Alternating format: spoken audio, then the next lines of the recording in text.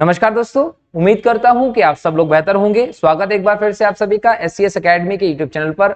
मेरा नाम है पंकज शर्मा और इस क्लास में डिस्कस करता हूं मैं आप लोगों के साथ एमपीपीएससी प्रीलिम्स के सिलेबस के यूनिट नंबर 6 को लेकर।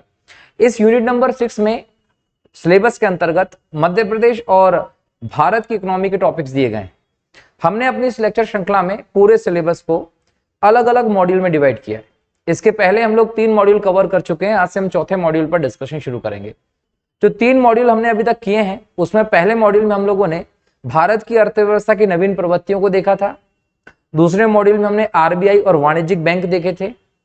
तीसरे मॉड्यूल में हमने भारत की विदेश व्यापार नीति, G20, सार्क और आसियान के बारे में बात की थी। ये चौथा मॉड्यूल है जिसमें हम भारत की इकोनॉमी में मध्य प्रदेश की इकोनॉमी की क्या स्थिति है उसको हम लोग डिस्कस करने वाले हैं। अच्छा, ये यूनिट रहने वाला है दोस्तों। पूरे मॉड्यूल में बहुत इंपॉर्टेंट चीजें होंगी जिससे आपको मध्य प्रदेश की वर्तमान अर्थव्यवस्था की जो प्रवृत्तियां हैं, जो स्थिति है, वो आपको देखने को मिलेगी। और भारत की पूरी अर्थव्यवस्था में मध्य प्रदेश किस स्थान पर आता है, क्या स्थान रखता है, क्या योगदान करता है, वो सब चीजें आपको यहाँ पता चलेगी। लेकिन यहाँ एक इंपॉर्टेंट चीज आपको ध्यान रखना है। जिस प्रकार हमने भारत की इकोनॉमी की वर्तमान या नवीन प्रवृत्तियों को जानने के लिए आर्थिक सर्वेक्षण का सहारा लिया था और हमने 2024 में जो रिपोर्ट आई थी इकोनॉमिक सर्वे की जगह पर, उस रिपोर्ट को लेकर हमने डिटेल में डिस्कशन किया था और सभी करंट अफेयर पर आधारित सारे डिटेल्स को देखा था। वैसे हम मध्य प्रदेश के बारे में देखने वाले हैं। मध्य प्रदेश की इकोनॉमी जो है दोस्तों, उसके बारे में अगर आपको जानना है, ये पता करना है कि भारत की अर्थव्यवस्था में कहां पर मध्य प्रदेश स्थित है, तो आपको मध्य प्रदेश का आर्थिक सर्वेक्षण देखना पड़ेगा। मध्य प्रदेश की दोस्तों आर्थिक स्थिति जो है वो आर्थिक समीक्षा जो है उससे पता चल सकती है। और मध्य प्रदेश की जो आर्थिक सर्वेक्षण है उसे हम आर्थिक स्थिति एक समीक्षा टाइटल के माध्यम से देख रहे हैं।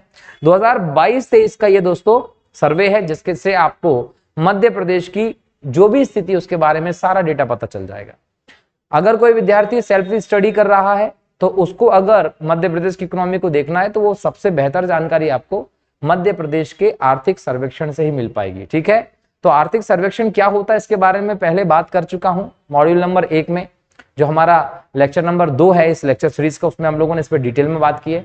तो जिन लोगों ने लेक्चर श्रृंखला में दोस्तों अभी अभी जुड़े हैं वो लोग सारे लेक्चर्स विथ प्लेलिस्ट अपलोडेड हैं, आप वहां जाके देख सकते हैं, तो आप उस चीज को आसानी से समझ लेंगे। आज के इस लेक्चर में हम इस चीज को शुरू करते हैं दोस्तों और अलग अलग टॉपिक्स को देखते हैं।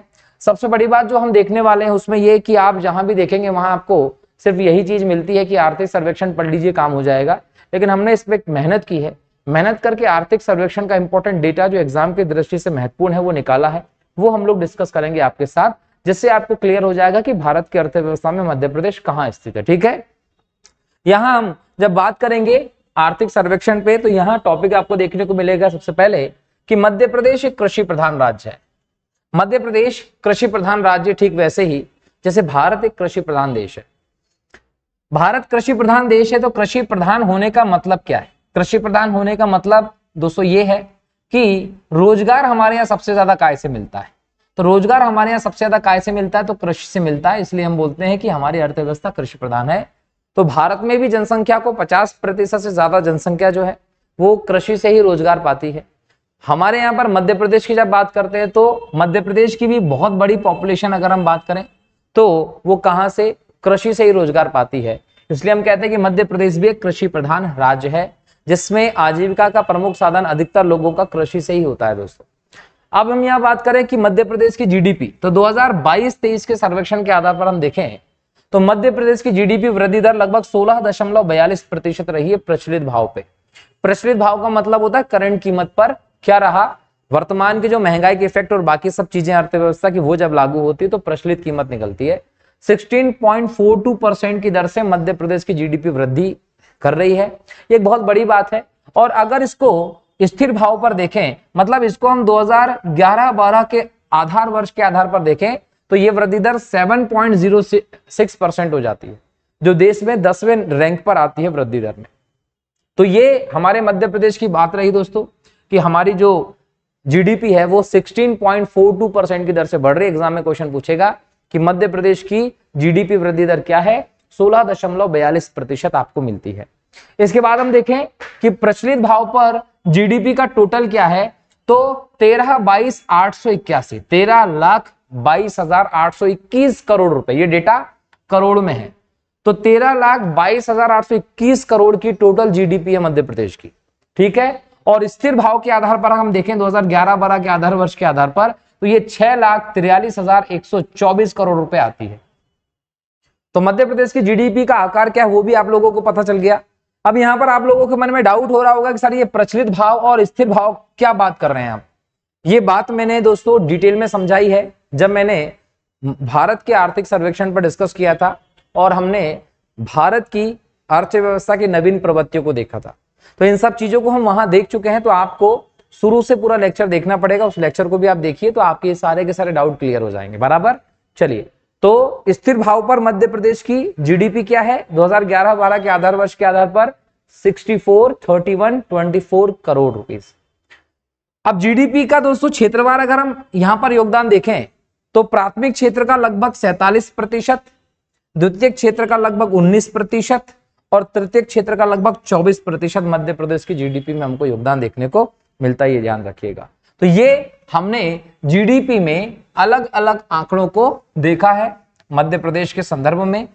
अब हम यहां पर अगर इसके बाद के आंकड़ों की बात करें तो हमें यह दिखाई पड़ेगा कि मध्य प्रदेश की जो जीडीपी के अलग अलग सेक्शंस हैं, प्राथमिक सेक्टर हो, द्वितीय सेक्टर हो या तृतीय सेक्टर हो, सेवा सर्विस, तो यहां 2022-23 में स्थिर भाव के आधार पर जो जीडीपी में वृद्धि दर है वो प्राथमिक क्षेत्र जो है वो 5.24% की दर से ग्रोथ कर रहा है। द्वितीय क्षेत्र जो है वो 5.42% की दर से वृद्धि कर रहा है और सेवा सेक्टर तृतीय क्षेत्र जो है वो 9.99% की दर से वृद्धि कर रहा है। तो एग्जाम में आएगा कि मध्य प्रदेश की प्राथमिक क्षेत्र की प्राइमरी सेक्टर की ग्रोथ रेट क्या है 5.24%, द्वितीय सेक्टर की क्या है 5.42%, टर्शियरी या तृतीय क्षेत्र की क्या है 9.99%। इसके बाद आपसे पूछेगा प्रति व्यक्ति शुद्ध आय क्या है मध्य प्रदेश के लोगों की। तो मध्य प्रदेश के लोगों की प्रति व्यक्ति शुद्ध आय दोस्तों प्रचलित भाव पर अगर हम देखें तो 140.5, मतलब हम बोल सकते हैं कि 1,40,583 रुपए है, ये प्रचलित कीमत के आधार पर है।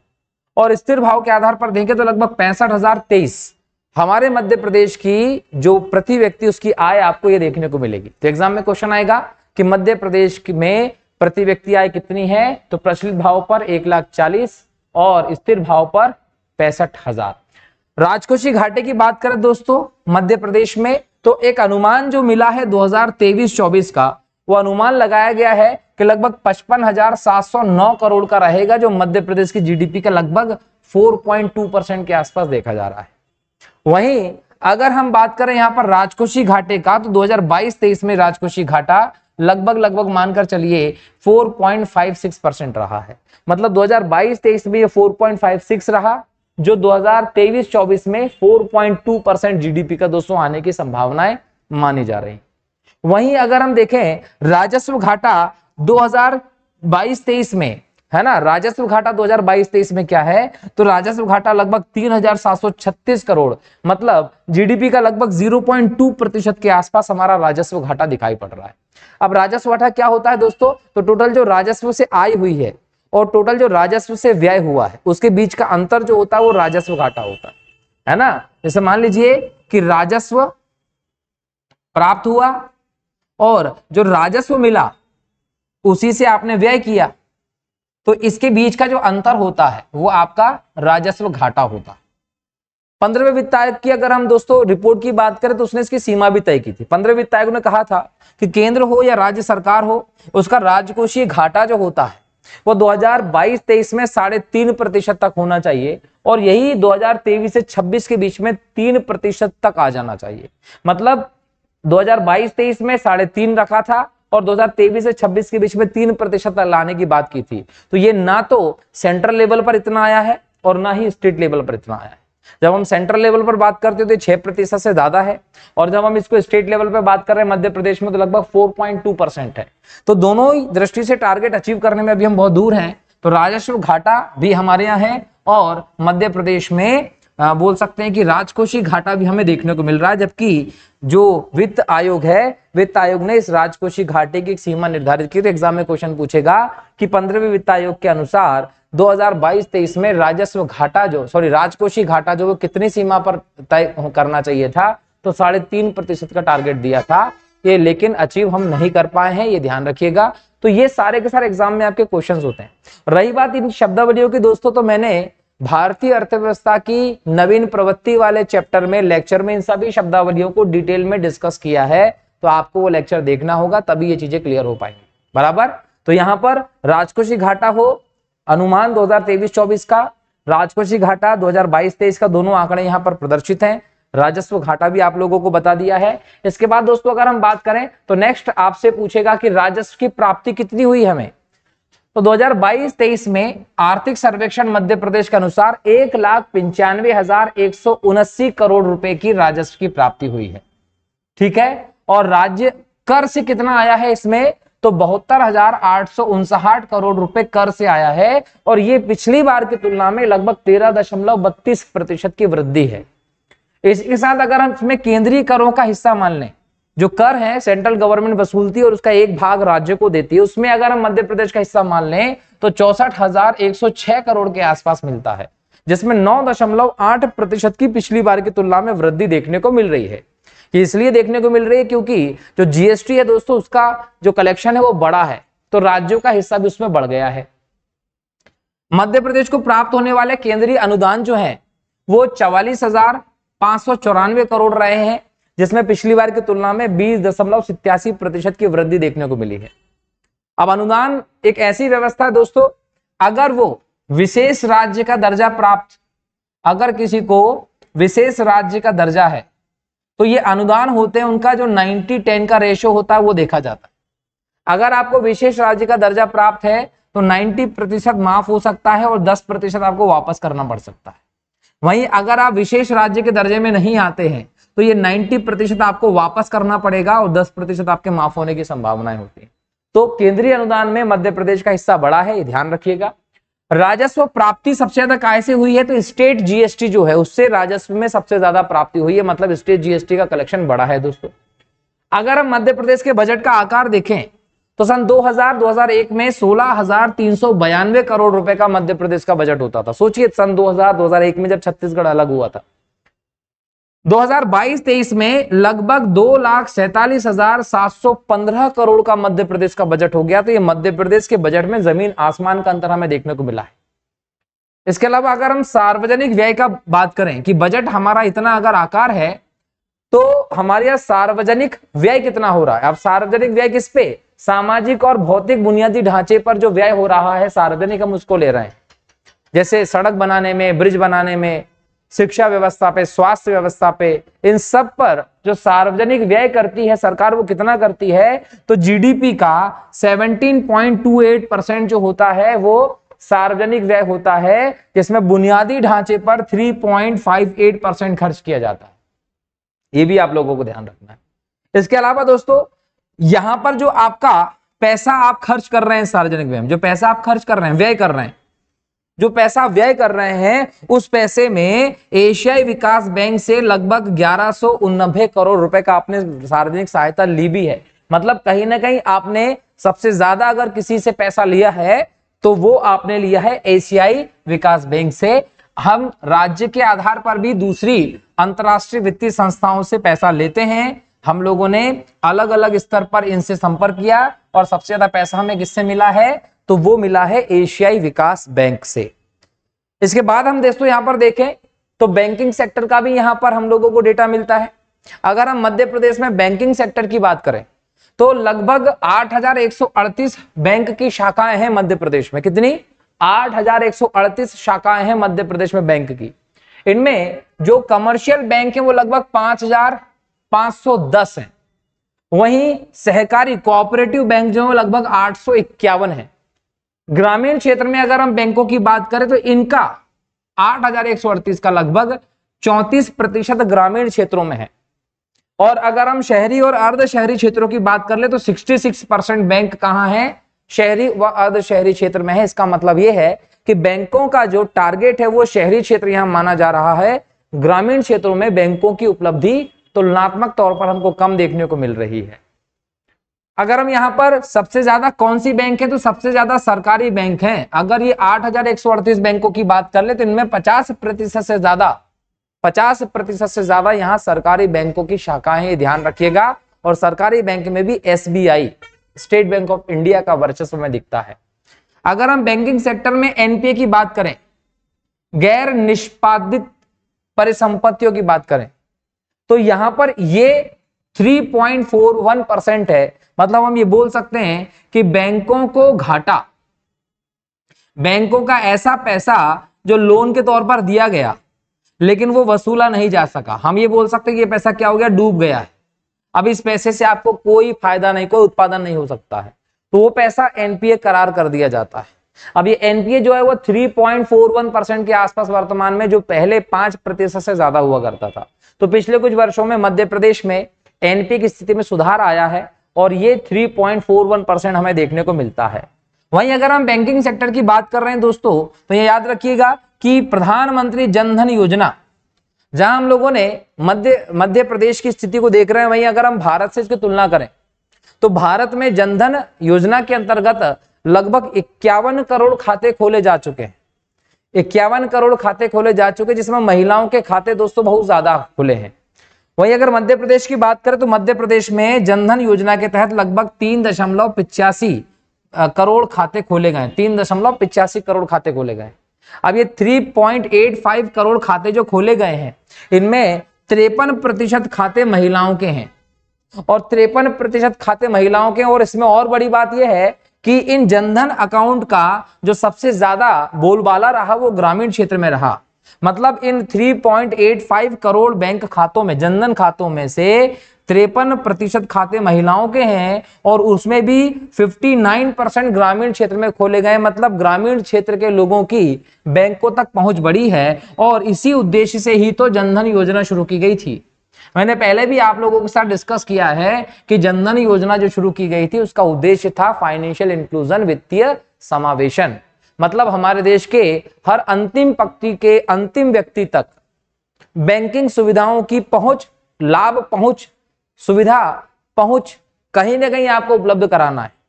तो इसीलिए आपको जनधन योजना की जरूरत पड़ी और ग्रामीण क्षेत्र में जब इसके अधिकतर अकाउंट खोलने दिख रहे हैं, हम कह सकते हैं कि ये योजना सफलतम स्थिति में है। क्यों? क्योंकि जिस क्षेत्र को आप टारगेट करना चाह रहे हैं वो टारगेट हो रहा है, ये आंकड़ों में हमें दिखाई पड़ रहा है। ये जनधन की बात हुई। इसके बाद अगर हम दूसरे आंकड़ों की बात करें दोस्तों, तो खाद्यान्न उत्पादन में भी मध्य प्रदेश जो है वो एक प्रकार से बहुत आगे गया है। जहां मध्य प्रदेश पहले खाद्यान्न उत्पादन में बहुत पीछे हुआ करता था और खाद्यान्न उत्पादन में पंजाब, हरियाणा, उत्तर प्रदेश जैसे राज्य ही आगे हुआ करते थे, वहीं अगर हम बात करें तो मध्य प्रदेश जो कि 11 कृषि जलवायु प्रदेशों में बांटा हुआ है, वो देश का दूसरा सबसे बड़ा खाद्यान्न उत्पादक राज्य बन गया है। दूसरा सबसे ज्यादा खाद्यान्न उत्पादक राज्य मध्य प्रदेश बन गया है और निर्यात की दृष्टि से मध्य प्रदेश खाद्यान्न निर्यात करने वाला सबसे बड़ा राज्य बन गया।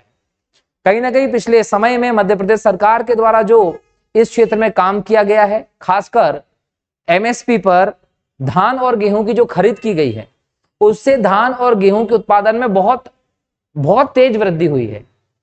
और इसका परिणाम यह है कि सकल मूल्यवर्धन में कृषि का योगदान 36.32% है। मतलब कहीं ना कहीं इसमें फायदा हो रहा है और इसी का परिणाम रहा कि 2021 में मध्य प्रदेश को 7वीं बार कृषि कर्मण पुरस्कार प्राप्त हुआ था। कृषि कर्मण पुरस्कार की बात करें तो खाद्यान्न बढ़ाने के लिए, उत्पादकता में सुधार करने के लिए सन 2010-11 में भारत के कृषि मंत्रालय ने राज्यों को बोल सकते हैं ना कि प्रोत्साहित करने के लिए ये कृषि कर्मण पुरस्कार का प्रारंभ किया था, जिसमें अलग अलग सेक्शन में लगभग 8 पुरस्कार दिए जाते हैं और सर्वोच्च पुरस्कार जिसे दिया जाता है उसे 5 करोड़ की राशि दी जाती है। तो ऐसे में ये पुरस्कार शुरू किए गए जो सामूहिक तौर पर भी दिए जाते हैं, राज्य को भी दिए जाते हैं और व्यक्तिगत आधार पर भी दिए जाते हैं। ठीक है, तो ये पुरस्कार शुरू करके कहीं ना कहीं खाद्यान्न बढ़ाने के लिए, खाद्यान्न उत्पादन को बढ़ाने के लिए, उत्पादकता में सुधार का प्रयास किया गया और मध्य प्रदेश ने यह बखूबी करके दिखाया, क्योंकि मध्य प्रदेश में खाद्यान्न का उत्पादन बहुत तेजी से बढ़ा है। अगर यहां पर दोस्तों हम और बात करें कृषि उत्पादकता की, तो मध्य प्रदेश की जो कृषि विकास दर है, मध्य प्रदेश में जो कृषि विकास दर है वो 5.46% की वृद्धि है। तो एग्जाम में क्वेश्चन पूछेगा कि मध्य प्रदेश की कृषि विकास दर क्या है, 5.46%। इसके अलावा अगर मध्य प्रदेश में अनाज के क्षेत्रफल की बात करें तो लगभग 1.11% मध्य प्रदेश में अनाज का क्षेत्रफल बढ़ा है। अनाज का उत्पादन की बात करें तो लगभग 2.58% मध्य प्रदेश में अनाज उत्पादन में वृद्धि हुई है। अगर हम तिलहन की बात करें तो लगभग 16.38% की वृद्धि तिलहन तेल उत्पन्न करने वाली फसलों के उत्पादन में वृद्धि हुई है। वहीं अगर हम दलहन की बात करें तो लगभग 17% की वृद्धि दलहन के उत्पादन में हमें मध्य प्रदेश में देखने को मिलती है। ये बहुत अच्छे आंकड़े प्रतीत होते हैं कृषि की दृष्टि से, इसीलिए कि ये उत्पादन में वृद्धि हो रही है। मध्य प्रदेश को 7 बार कृषि कर्मण पुरस्कार मिला। अगर हम कुल फसलों के उत्पादन की बात करें ओवरऑल, ये तो हमने अलग अलग सेक्शन के हिसाब से देखा, अनाज उत्पादन हो, तिलहन उत्पादन हो, दलहन उत्पादन हो। अगर हम ओवरऑल की बात करें तो 4.16% की सभी फसलों के उत्पादन में हमें वृद्धि देखने को मिलती है एवरेज। वहीं अगर हम ये सब चीजें देख रहे हैं कि वृद्धि क्यों हो रही है, तो वृद्धि इसलिए भी हो रही है कि कुछ क्षेत्रफल में इंक्रीजमेंट हुआ है, लेकिन वृद्धि का सबसे बड़ा कारण है कि मध्य प्रदेश में कृषि उत्पादकता में सुधार हुआ है। अब कृषि उत्पादकता क्या होता है, प्रोडक्टिविटी क्या होता है, तो उत्पादकता का मतलब होता है कि प्रति हेक्टेयर उत्पादन कितना हो रहा है। तो प्रति हेक्टेयर जो उत्पादन होता है वही उत्पादकता कहलाती है। अगर 1 हेक्टेयर का पूरा क्षेत्र है, इसमें 1 बोरी अनाज निकल रहा है, तो उत्पादकता 1 बोरी के बराबर हो जाएगी, मतलब 1 क्विंटल के हिसाब से। वैसे ही अगर ये 2 निकल जाए तो 2 हो जाएगा। तो हमारे मध्य प्रदेश में प्रति हेक्टेयर जो फसल का उत्पादन पहले होता था वो बढ़ गया है, मतलब कृषि की उत्पादकता में सुधार आया है, जिसकी वजह से हमें फसलों के उत्पादन में 4.16% की वृद्धि देखने को मिल रही है। दलहन में 17%, तिलहन में 16%, अनाज में लगभग 2.5% की वृद्धि देखने को मिली है। तो ये उत्पादकता में सुधार का परिणाम है। और उत्पादकता में सुधार कब होता है, जब आप कृषि में तकनीक को जोड़ देते हैं। तकनीक को जब आप कृषि में जोड़ देते हैं, नवीन तकनीकों से कृषि करते हैं, नवीन बीज खाद का प्रयोग करके आप कृषि करते हैं बेहतर तरीके से, तो आपकी उत्पादकता बढ़ती है। तो उत्पादकता बढ़ाने का प्रयास किया गया और जो उत्पादन बढ़ा है, उत्पादकता बढ़ी है, उसका गहरा प्रभाव गेहूं और धान की फसलों पर देखने को मिला। यहां पर एक बोल सकते हैं कि अलग प्रकार का बहुत बड़ा परिवर्तन देखने को मिला उत्पादन में। गेहूं का उत्पादन लगभग 352.7 लाख टन हुआ है मध्य प्रदेश में, और धान का उत्पादन अगर हम देखें तो 131.8 लाख टन यहां पर हमें बोलने का मतलब है काय का धान का उत्पादन देखने को मिला। तो धान के अकेले की हम बात कर लें तो धान के उत्पादन में लगभग 5.5% की वृद्धि हुई है, जबकि धान के क्षेत्र में 12% की वृद्धि दई हुई है। ये क्यों हुआ है, इसके पीछे कहीं ना कहीं एमएसपी पर धान के उपार्जन को हम देख सकते हैं।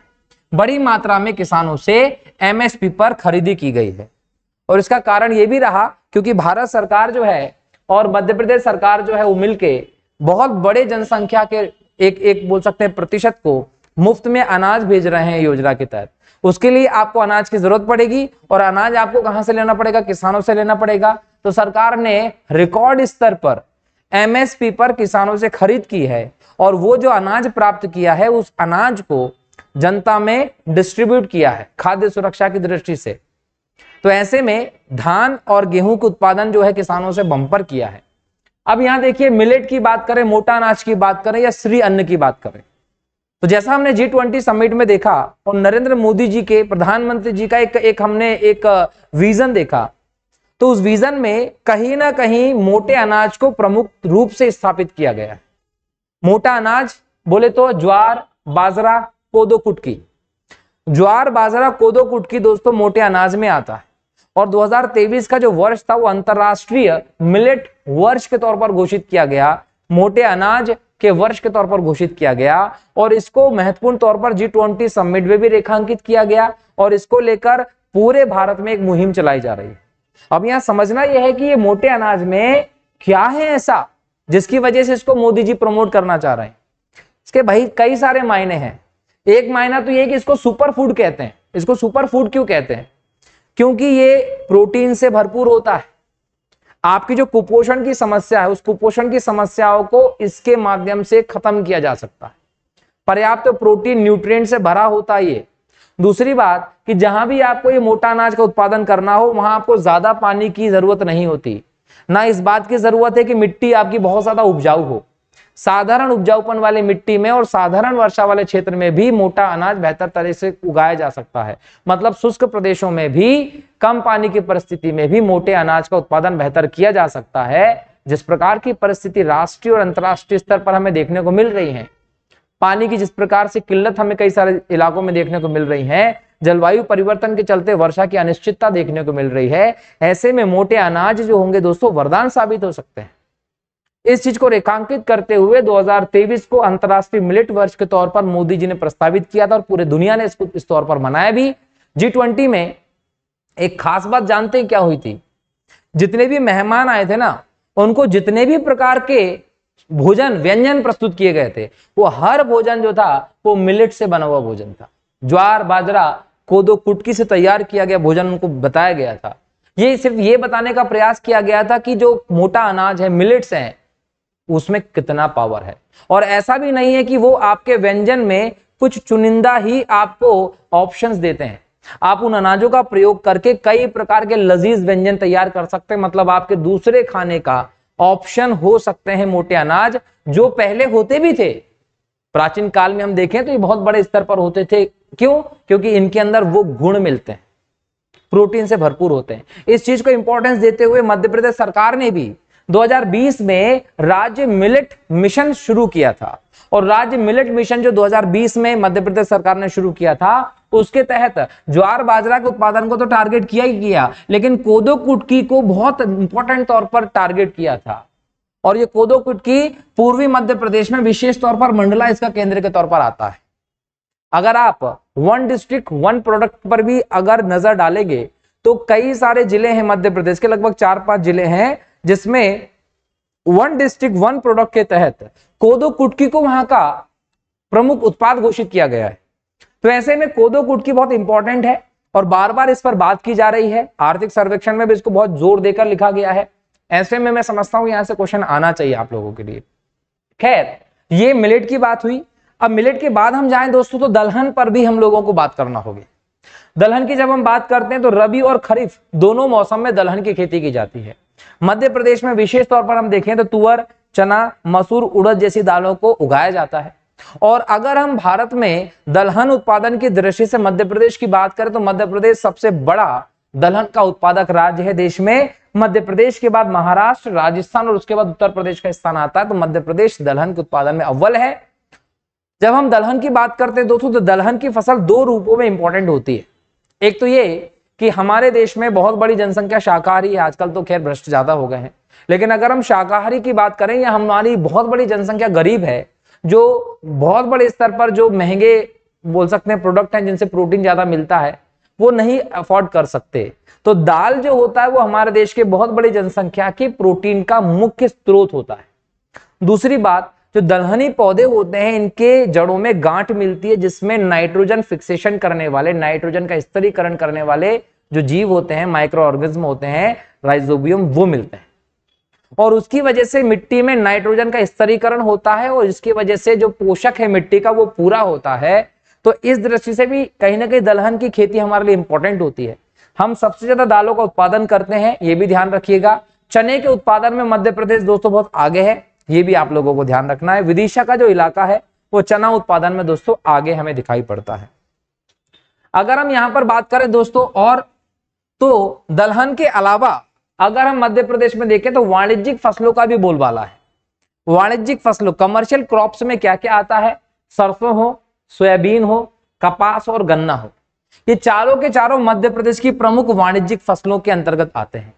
अगर हम सोयाबीन की बात करें तो सोयाबीन की दृष्टि से मध्य प्रदेश सबसे ज्यादा उत्पादन करने वाला राज्य है। उज्जैन का क्षेत्र इसके लिए फेमस है। सबसे बड़ा जो सोयाबीन का कारखाना वो भी हमारे मध्य प्रदेश के इंदौर, उज्जैन में है। और अगर हम सोयाबीन अनुसंधान केंद्र की बात करें तो वो इंदौर में है। सोयाबीन का उत्पादन मध्य प्रदेश में चूंकि ज्यादा होता है इसलिए मध्य प्रदेश को सोया स्टेट भी कहते हैं। ठीक है, अब यहां पर सोयाबीन का उत्पादक तो आप हैं, लेकिन अगर आप 10 वर्षों का औसतन उत्पादन देखें वृद्धि सोयाबीन में तो 10.3% की वृद्धि तो सरसों में होती है।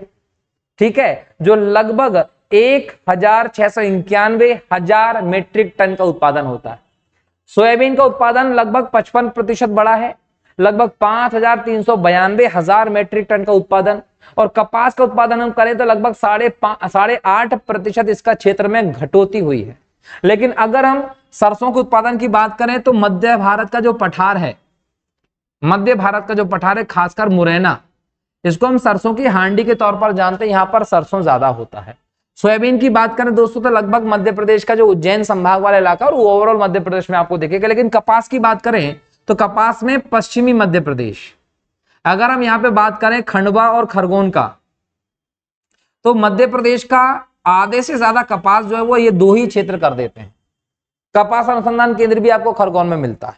ये पूरा के पूरा काली मिट्टी का जो जोन है ये कपास उत्पादन की दृष्टि से अग्रणी है, लेकिन फिर भी लगभग 8.5% हमें इसका रकबा घटता हुआ दिखाई पड़ता है।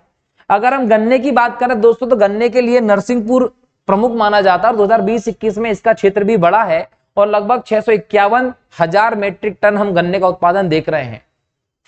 अगर हम बात करें दोस्तों नकदी फसलों की, तो इस मामले में मध्य प्रदेश ने बहुत काम किया है। नकदी फसलों की बात करें दोस्तों तो इसमें जो बागवानी उद्यानिकी की फसलें वो शामिल की जाती हैं और इसमें दोस्तों फल हो, सब्जी हो, मसाले हो, फूल हो, औषधीय पौधे हैं, उनकी खेती की जाती है। तो इन सभी फसलों की दृष्टि से भी मध्य प्रदेश जो है वो दोस्तों आगे दिखाई पड़ता है। ये हमें आर्थिक सर्वेक्षण बताता है और भारत में इन सभी के उत्पादन में मध्य प्रदेश का इंपॉर्टेंट योगदान है। क्योंकि हमारा टॉपिक ही है कि भारत की अर्थव्यवस्था में मध्य प्रदेश क्या योगदान करता है, तो हमें हर एक सेक्शन को देखना पड़ेगा, इसलिए हम इसको भी देख रहे हैं। जब हम दोस्तों इन सेक्टर की बात करते हैं तो मैंने यहाँ पर थोड़ा सा इसको डिटेल कर दिया है, क्योंकि एग्जाम में अगर यहां से भी आपको कुछ क्वेश्चन आए तो आप उसको आसानी से बता पाए। ठीक है, तो अगर हम मसालों की बात करें तो लाल मिर्च इंपॉर्टेंट है। लाल मिर्च के उत्पादन की जब हम बात करते हैं दोस्तों तो खरगोन इसमें प्रमुख है। और अगर हम खरगोन की भी बात करें दोस्तों तो मध्य प्रदेश में बड़वाहा जो तहसील है, इसका जो बेड़िया गांव है, यहाँ सबसे बड़ी मिर्च मंडी भी मिलती है। ये एमपीपीएससी इंटरव्यू का क्वेश्चन है जो पूछा गया था। तो बड़वाहा में बेड़िया गांव में सबसे बड़ी मिर्च की मंडी है। और अगर हम बाजार की बात करें कि भारत में सबसे बड़ा मिर्च का बाजार कहाँ है, तो आंध्र प्रदेश के जो गुंटूर है, ये बहुत साल पहले से मिर्च का सबसे बड़े बाजार के तौर पर जाना जाता है। लहसुन की बात करें दोस्तों तो जो उत्तर पश्चिमी मध्य प्रदेश का इलाका है, खासकर मंदसौर, नीमच, रतलाम, धार, ये पूरा इलाका लहसुन की खेती के लिए। धनिया की बात करें तो गुना, विदिशा धनिया के लिए। और अदरक की बात करें तो बड़वानी का स्थान इसमें प्रमुख आता है। तो ये प्रमुख मसाले फसलें हैं जो मध्य प्रदेश में होती है। अगर हम सब्जी की बात करें तो आलू के उत्पादन में मध्य प्रदेश का देश में 6वां स्थान है, 6ठा स्थान है। उत्तर प्रदेश प्रथम पे आता है, लेकिन मध्य प्रदेश का 6वां स्थान है। और आलू मध्य प्रदेश में मुख्य रूप से मालवा में होता है। खासकर इंदौर की बात कर लें, धार की बात कर लें, उज्जैन की बात कर लें, ये जो क्षेत्र है यहाँ पर आपको आलू का उत्पादन ज्यादा देखने को मिलेगा। प्याज की अगर बात करें दोस्तों तो मध्य प्रदेश का शाजापुर की जो प्याज है दोस्तों वर्ल्ड फेमस है और खंडवा भी प्याज का प्रमुख उत्पादक जिला है।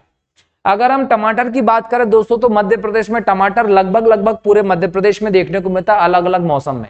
झाबुआ अलीराजपुर में भी देखने को मिलेगा, इधर शाजापुर चले जाइए, गुना ग्वालियर चले जाइए, वहां पर भी देखने को मिलेगा। पूर्वी मध्य प्रदेश में चले जाइए, दक्षिणी मध्य, सब जगह पर आपको देखने को मिलता है टमाटर, लेकिन अलग अलग मौसम में। अगर हम बात करें इंपॉर्टेंट तो रायसेन जो है वो प्रमुख है और टमाटर के उत्पादन में देश में दूसरा बड़ा उत्पादक राज्य है मध्य प्रदेश। अब हम यहां पर बात करें दोस्तों प्रमुख फलों की, तो केला बुरहानपुर में होता है, आम रीवा और नारंगी संतरा जो होता है वो बैतूल में है। अगर हम बात करें फूलों की तो गेंदा, गुलाब, सत्तर, रजनीगंधा और ग्लेड्यूल्स का जो फूल है ये मध्य प्रदेश में होता है, जिसमें गेंदा दमोह क्षेत्र में हमें ज्यादा देखने को मिलता है। अगर एग्जाम में पूछे कि मध्य प्रदेश में कौन सा फूल सबसे ज्यादा होता है तो गेंदा सबसे ज्यादा होता है।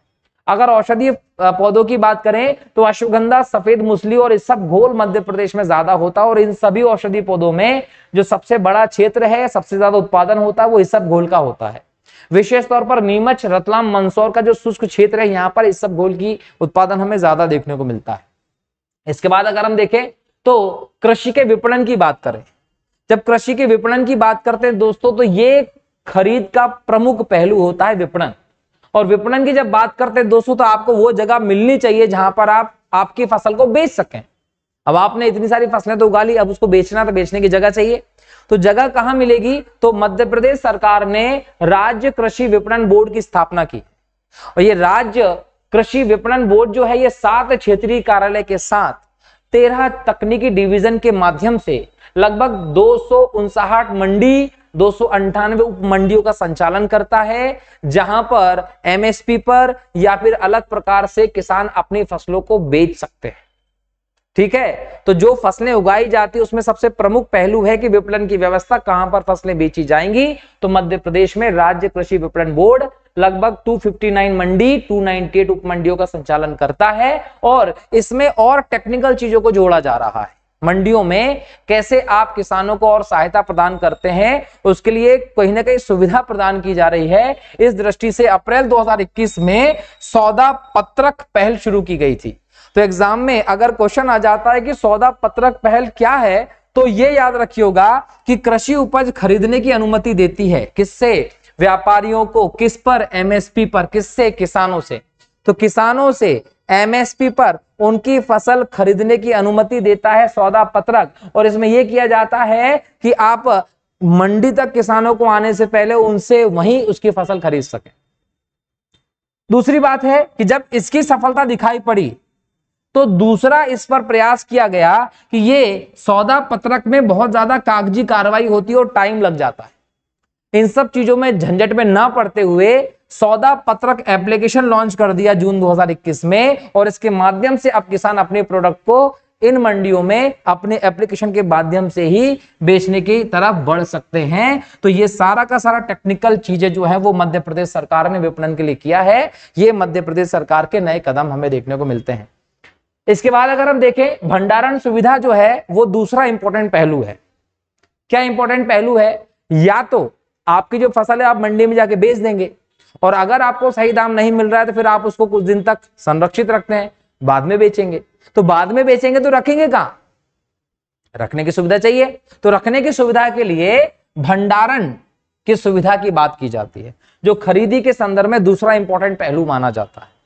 तो भंडारण की सुविधा की हम बात करें तो उसके लिए हम लोगों को कोल्ड स्टोरेज और लॉजिस्टिक्स जो चीजें होती है वो हमको डेवलप करना पड़ेगा, मतलब एक अधोसंरचना बनानी पड़ेगी इस दृष्टि से।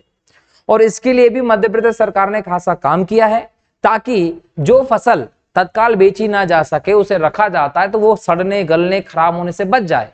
उस नुकसान को बचाने के लिए यह व्यवस्था की जाती है। मध्य प्रदेश में लगभग हम बात करें warehousing and logistics corporation जो है वो इन व्यवस्थाओं को देखता है। उसने इसकी 293 शाखाओं को स्थापित किया, जिसमें लगभग 218.93 लाख मैट्रिक टन कार्यशील क्षमता को विकसित कर लिया। मतलब हमारी भंडारक क्षमता इतनी अभी मौजूद है। तो ये हमारे भंडारण की बात रही। इसके अलावा हम बात करें दोस्तों तो खाद्य सुरक्षा और सार्वजनिक वितरण प्रणाली जो होती है, इसमें भी सरकार ने काम किया है। हमारे देश में लगभग, हमारे मध्य प्रदेश की बात कर ले हम तो 5,18,00,000 से अधिक लोगों को निःशुल्क खाद्यान्न वितरण किया गया है, जिसमें भारत की अगर हम बात करें तो लगभग 81 करोड़ लोगों को यह निःशुल्क खाद्यान्न वितरण किया गया। यहां पर अंत्योदय अन्न योजना की बात करनी होगी। कोरोना के दौरान यह देखा गया कि हमारे देश में बहुत बड़ा वर्ग है जिसको खाने की कमी हो सकती है। ये वो वर्ग था जो रोज सुबह कमाने जाता था, शाम को कमा कर राशन खरीदकर खाना खाता था। कोरोना के दौरान रोजगार चला गया तो ऐसे में खाएगा क्या? तो प्रधानमंत्री जी की तरफ से यह पहल शुरू की गई।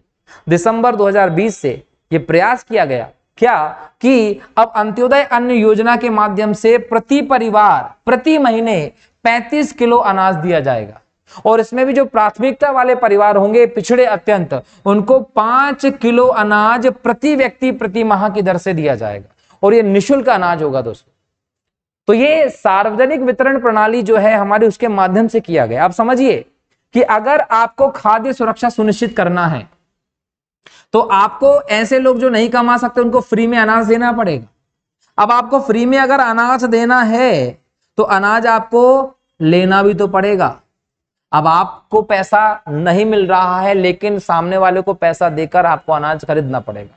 तो सरकार ये अनाज जो लेती है वो एमएसपी पे लेती है, मिनिमम सपोर्ट प्राइस जो होता है उस पर किसानों से उनका अनाज खरीदती है सरकार, और उनको इस भंडारण सुविधा के तहत जगह पर भंडारण करके रखती है सरकार, और जरूरत जैसी पड़ती है तो इस प्रकार से भारत के करोड़ों करोड़ों लोगों को वही अनाज निःशुल्क बांटा जाता है। हालांकि इससे भारत के राजस्व पर एक्स्ट्रा बर्डन पड़ता है। जिस प्रकार से पंजाब हरियाणा के किसान अभी विरोध कर रहे हैं, वो विरोध कहीं ना कहीं इस चीज के चलते देखा जा रहा है। वो एमएसपी पर गारंटी कानून की मांग कर रहे हैं कि सरकार किसी भी समय एमएसपी के लिए बाध्य ना हो जाए। सरकार कहती है कि एमएसपी दिया जा रहा है, हम देंगे भी, लेकिन इसके लिए बाध्य होने का मतलब सरकार के राजस्व पर 20,000 करोड़ का एक्स्ट्रा लोड पड़ना, 20 लाख करोड़ का।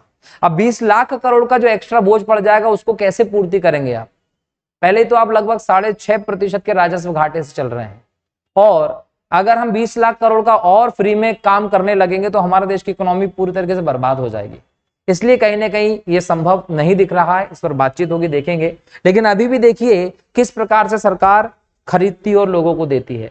अब यहां पर हम देखें कि अगर हमको अनाज फ्री में देना है तो उसको लेना भी पड़ेगा लोगों से मतलब किसानों से। तो किसानों से जब सरकार वो अनाज खरीदती है तो उसके लिए यूज होता है उपार्जन शब्द। अब उपार्जन किसका करेगी? खाद्यान्न का। खाद्यान्न में गेहूं और धान इंपॉर्टेंट है। तो यहां 2022-23 के वर्ष में रबी की फसल पे लगभग 5.9 लाख किसानों से सरकार ने, मध्य प्रदेश की सरकार ने 46.03 लाख मेट्रिक टन गेहूं खरीदा है। क्यों खरीदा है? ये सीधे फ्री में जो अनाज बांटा जाता है उसमें जाएगा। उसी प्रकार से धान की बात करें तो खरीफ की फसल के अंतर्गत 2021-22 में लगभग 6.61 लाख किसानों से 45.82 लाख मेट्रिक टन धान खरीदा गया है एमएसपी पर। यह सब का सब कहीं ना कहीं अंत्योदय अन्न योजना जो उसके तहत गरीबों को डिस्ट्रीब्यूट किया जाता है। इसके लिए एमएसपी पे अनाज खरीदने के लिए जो पैसा होता है वो सरकार के बजट से जाता है सब्सिडी के तौर पर, वो हमारे लिए कहीं ना कहीं घाटे में जाता है। खैर, पशुधन और डेयरी की भी बात कर लें। अभी तक हमने सारी कृषि की बात कर ली है। पशुधन और डेयरी की बात करें तो इस क्षेत्र में भी मध्य प्रदेश का स्थान आगे है दोस्तों। अगर हम दूध उत्पादन की बात करें तो मध्य प्रदेश देश के कुल दूध उत्पादन में जब हम बात करते हैं तो तीसरे स्थान पर आता है। देश के कुल दूध उत्पादन में अगर हम 2020-21 की बात करें तो लगभग 179.99 मतलब लगभग 180 लाख टन दूध हम उत्पादित कर रहे हैं देश में। और दूध उत्पादन की दृष्टि से यूपी, राजस्थान के बाद मध्य प्रदेश तीसरे स्थान पर आता है। भारत इस दुनिया का सबसे ज्यादा दूध का उत्पादन करने वाला और उपभोग करने वाला देश है दोस्तों। अगर हम इस दूध उत्पादन की बात करें तो इसमें सबसे ज्यादा 48% के आसपास योगदान भैंसों का है, मतलब भैंसों का दूध ज्यादा निकाला जाता है। अगर हम अंडे की बात कर लें तो 2020-21 में प्रति व्यक्ति लगभग 32 अंडे वार्षिक उपलब्ध होते हैं। अगर हम कृषि वानिकी की बात कर लें, पशुपालन की, तो दोस्तों तो इन सभी की तुलना में जो मत्स्यन है उसकी वृद्धि दर हमें ज्यादा देखने को मिलती है। लगभग 15.39% की दर से प्रतिवर्ष मत्स्यन का जो क्षेत्र है, मछली पालन का जो क्षेत्र है, नीली क्रांति जो है दोस्तों, उसमें हम लोगों को बढ़ोतरी देखने को मिल रही है। तो अगर ये भी क्वेश्चन पूछा जाता है तो आपको आना चाहिए कि मध्य प्रदेश में मत्स्यन क्षेत्र का क्या विकास है। इसके अलावा हम देखें दोस्तों तो पशुधन एवं कुक्कुट विकास निगम मध्य प्रदेश में पशुओं के क्षेत्र में बहुत काम कर रहा है। और इस दृष्टि से हम देखें तो रतौना सागर में गोकुल ग्राम की स्थापना की गई है। इसके अलावा नेशनल कामधेनु ब्रीडिंग सेंटर की स्थापना की गई है। पशु आहार संयंत्र कीरतपुर, इटारसी में और धार में भी है। जबलपुर में डेयरी स्टेट, धार में पोल्ट्री स्टेट, नौनेर दतिया में वीर्य उत्पादन केंद्र बनाया गया ताकि अच्छे नस्ल के पशु जो हैं वो उत्पन्न किए जा सकें। केंद्रीय वीर्य संग्रहालय भोपाल में, ग्वालियर में और बुंदेलखंड में है। इसी की सहायता से हम सागर और इंदौर में तरल नाइट्रोजन संयंत्र देख रहे हैं जो हर साल लगभग 1.5 से 2 लाख लीटर लिक्विड नाइट्रोजन का उत्पादन करेगा दोस्तों। तो इस दृष्टि से हमारे लिए इंपॉर्टेंट है, जिससे कि खाद्य उद्योग जो उसको बढ़ावा मिलेगा। ये सब मध्य प्रदेश में किया जा रहा है दोस्तों। इसके बाद हम बात करें तो महात्मा गांधी राष्ट्रीय ग्रामीण रोजगार गारंटी योजना जो 2006 से हम देख रहे हैं, इसके तहत ग्रामीण क्षेत्र में दोस्तों रोजगार उपलब्ध कराने की जो व्यवस्था वो मध्य प्रदेश में अभी भी हम तुलनात्मक रूप से देखें तो बेहतर चल रही है। इसके तहत एक वित्तीय वर्ष में कम से कम 100 दिन का रोजगार उपलब्ध कराना होगा ऐसे लोगों को जो बोल सकते हैं कि कौशल की चिंता किए बिना कैसा भी काम करने को तैयार हैं। उन्हें उनकी मांग के हिसाब से 100 दिन का रोजगार उपलब्ध कराना होगा और इसके लिए मध्य प्रदेश ने काम किया है। अगर हम ये 100 दिन का रोजगार की बात करें तो जनजातीय श्रमिकों को मध्य प्रदेश रोजगार देने की स्थान की बात करें तो प्रथम स्थान पर आता है देश में। इसके अलावा 2022-23 में मांग के आधार पर लगभग 46.91 लाख परिवारों को रोजगार उपलब्ध करवाया गया है। ये बहुत बड़ी बात है। और अगर हम अनुसूचित जाति में इसकी बात बोले तो लगभग 6 लाख का आंकड़ा आ जाता है। और अगर जनजाति में बात करें तो लगभग 14 लाख परिवारों को इस मनरेगा योजना के तहत रोजगार उपलब्ध करवाया जा रहा है दोस्तों, ये ध्यान रखिएगा। इसके बाद हम देखें दोस्तों तो एक और इंपॉर्टेंट डेटा हम लोगों को देखना है, स्वच्छ भारत मिशन ग्रामीण। अभी हम जब नगरीय व्यवस्था पे जाएंगे तो स्वच्छ भारत मिशन शहरी देखेंगे, लेकिन अभी हम बात कर रहे हैं स्वच्छ भारत मिशन ग्रामीण। ग्रामीण अलग है और शहरी अलग है। तो स्वच्छ भारत मिशन ग्रामीण की जब बात करते हैं तो 2 अक्टूबर 2014 से 31 मार्च 2020 तक ये स्वच्छ भारत मिशन ग्रामीण का पहला चरण था। इस चरण के दौरान लगभग 62.90 लाख से ज्यादा घरों में शौचालय बनाए गए थे और 2 अक्टूबर 2018 को पूरे प्रदेश को खुले में शौच से मुक्त घोषित कर दिया गया था। अगर हम बात करें स्वच्छ भारत मिशन ग्रामीण के द्वितीय चरण की, तो द्वितीय चरण जो है वो दोस्तों 2020 से प्रारंभ हुआ है, जो 2024-25 तक चलेगा। इसमें मुख्य उद्देश्य प्रत्येक ग्राम को ODF प्लस की कैटेगरी में लाना है। तो ये हमारे मध्य प्रदेश में स्वच्छ भारत मिशन ग्रामीण की रिपोर्ट है। अभी जब हम नगरीय व्यवस्था को डिस्कस करेंगे तो उसमें हम लोग नगरीय स्वच्छ भारत मिशन को कोड करके दोनों को एक साथ डेटा देख लेंगे। ये ग्रामीण स्तर का डेटा है। अगर हम दोस्तों इसके बाद बात करें तो जल जीवन मिशन भी इंपॉर्टेंट है। केवल स्वच्छता नहीं, जल पहुंचाने के मामले में भी मध्य प्रदेश में बहुत काम हुआ है। 12 जनवरी 2023 तक लगभग 46.50% लोगों को ग्रामीण क्षेत्र में घरेलू नल कनेक्शन के माध्यम से शुद्ध जल उपलब्ध कराने का काम किया है। प्रधानमंत्री आवास योजना ग्रामीण की हम बात करें तो प्रधानमंत्री आवास योजना जब हम देखते हैं तो पहले चलती थी इंदिरा आवास योजना। 1 अप्रैल 2016 को इसकी जगह पर प्रधानमंत्री आवास योजना कर दिया गया। और ग्रामीण में जब हम प्रधानमंत्री आवास योजना की बात करते हैं तो 2024 तक इसके तहत बुनियादी सुविधाओं से युक्त पक्का मकान उपलब्ध करने का लक्ष्य रखा गया था, जिसमें मध्य प्रदेश में 2022-23 में लगभग 7.18 लाख आवास बनाए गए और परिवारों को सौंपे गए दोस्तों। तो ये भी आप लोग ध्यान रखिएगा। इसके अलावा अगर हम बात करें दोस्तों तो और ऐसा डेटा है जो हम लोगों को इस आर्थिक सर्वेक्षण से देखना है, जो मध्य प्रदेश की भारत की इकोनॉमी में स्थिति को दर्शाएगा। ये हमारा पहला लेक्चर था इस पे। इसके बाद वाले लेक्चर में दोस्तों हम इसके आगे के डेटा पे डिस्कशन करेंगे। पहले आप इस पूरे लेक्चर को देखकर पूरे डेटा को कंप्लीट कर लीजिए। इसके बाद हम मध्य प्रदेश के उद्योग क्षेत्र पे बात करेंगे, मध्य प्रदेश के सेवा क्षेत्र पे बात करेंगे, मध्य प्रदेश ने परिवहन क्षेत्र में, ऊर्जा क्षेत्र में, रोजगार के क्षेत्र में क्या क्या काम किया है वो सब पे हम डिस्कस करने वाले हैं। ये मानकर चलिए कि पूरा के पूरा जो सेक्टर है वो हम पूरे आर्थिक सर्वेक्षण से बेहतर तरीके से तैयार करेंगे और एग्जाम में आपके क्वेश्चन यहीं से आप लोगों को देखने को मिल जाएंगे। ठीक है, तो बेहतर तरीके से लेक्चर को प्रिपेयर कर लीजिए। अगले लेक्चर में इसके आगे की व्यवस्था को आपको बताने वाला हूं। ठीक है, तब तक के लिए बहुत बहुत शुक्रिया। जय हिंद, जय भारत, वंदे मातरम, जय श्री राम।